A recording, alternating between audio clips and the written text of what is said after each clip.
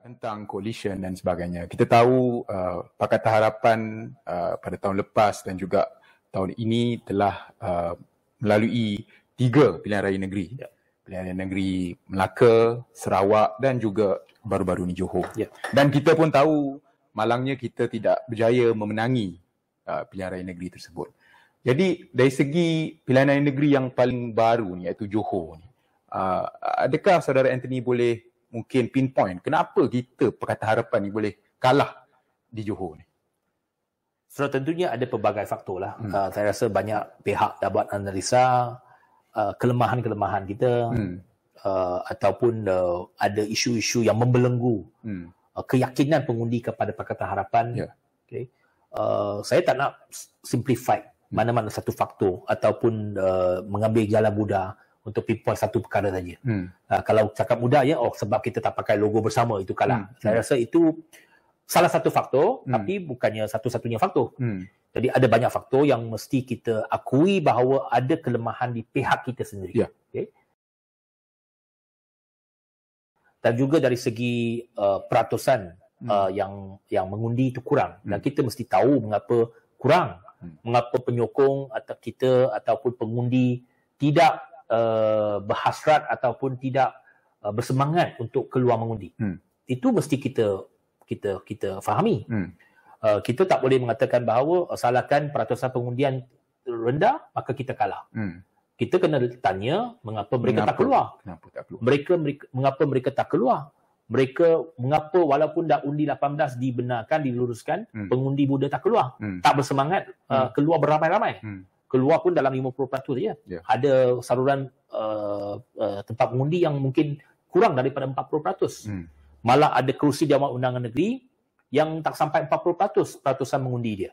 Jadi ini mesti kita lihat dan kita kena fahami sentimen. Sebab orang politik ini, terutamanya pemimpin politik, mesti merasai nadi rakyat. Mengapa nadi rakyat sekarang ini seolah-olah mereka tak minat dengan pilihan raya? Mengapa mereka walaupun ada kuasa untuk mengundi, mereka tak nak mengundi? Itu mesti difahamkan. Mesti kita tahu apa sebab dia. Mesti kita tengok adakah kita tidak inspire mereka. Adakah kita tidak memberikan semangat yang cukup kepada mereka ataupun keyakinan kepada mereka. Apakah tindak tanduk kita menjejaskan keyakinan pengundi kepada kita? Itu mesti ditanya. Jadi kita tak boleh ada satu sindrom menafikan bahawa everything is good. Okay? Itu tak boleh. Kita mesti berterus terang, mesti jujur bahawa something is not right.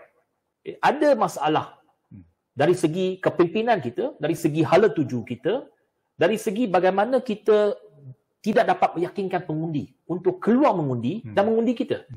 Itu mesti difahami. Soal bahawa Barisan Nasional tak dapat balik, memang itu fakta. Barisan Nasional tak dapat balik sokongan daripada, dia tak mendapat sokongan pengundi atas pagar. Apa yang mereka dapat ialah mereka mengekalkan sokongan pengundi tegar mereka. Yeah. Okay? Mereka berjaya dalam program mereka, iaitu keluarkan pengundi-pengundi tegar mereka, ahli-ahli mereka. Mereka pastikan ahli mereka keluar mengundi dan undi calon mereka. Itu mereka berjaya. Tapi mereka tak berjaya dapatkan sokongan atas pagar. Sebab peratusan yang diperolehi oleh Barisan Nasional hanya 42%. Itu pun di Johor, kubu paling kuat untuk BN.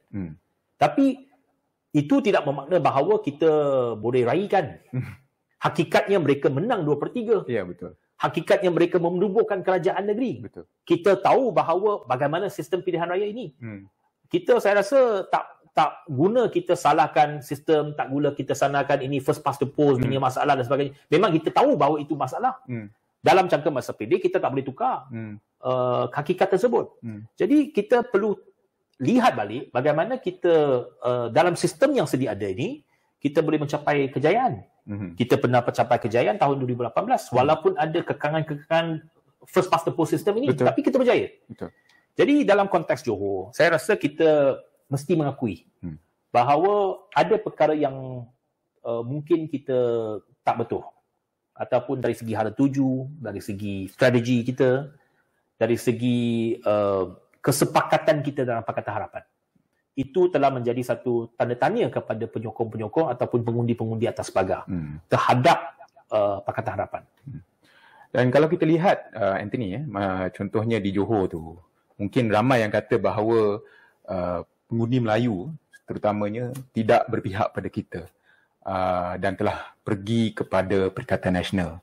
Adakah Anthony setuju dengan dapatan ini?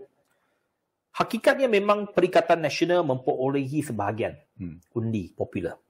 Dan rata-rata undi popular yang mereka perolehi itu dalam lingkungan mungkin 30%. Saya belum ada data yang lengkap lagi.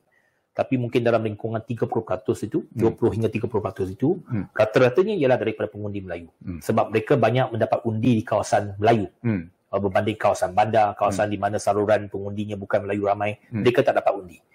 Jadi memang undi popular yang mereka perolehi itu, rata-ratanya daripada pengundi Melayu. Tapi adakah mereka mendapat undi daripada kita? Itu sesuatu yang perlu kita lihat. Okay. Jangan lupa bahawa dalam Perikatan Nasional dia ada PAS. PAS ada pengundi tengah dia. Okay. Ada pengundi yang sokong Perikatan Nasional yang mungkin sokong Pakatan Harapan pada PIU lepas. Mereka telah mengundi perikatan kali ini. Ataupun lebih tepat calon-calon bersatu umpamanya. Dan adakah itu satu trend? Kita mesti lihatlah. Kalau itu trendnya, kita kena cari jalan dia bagaimana kita mengatasi trend tersebut.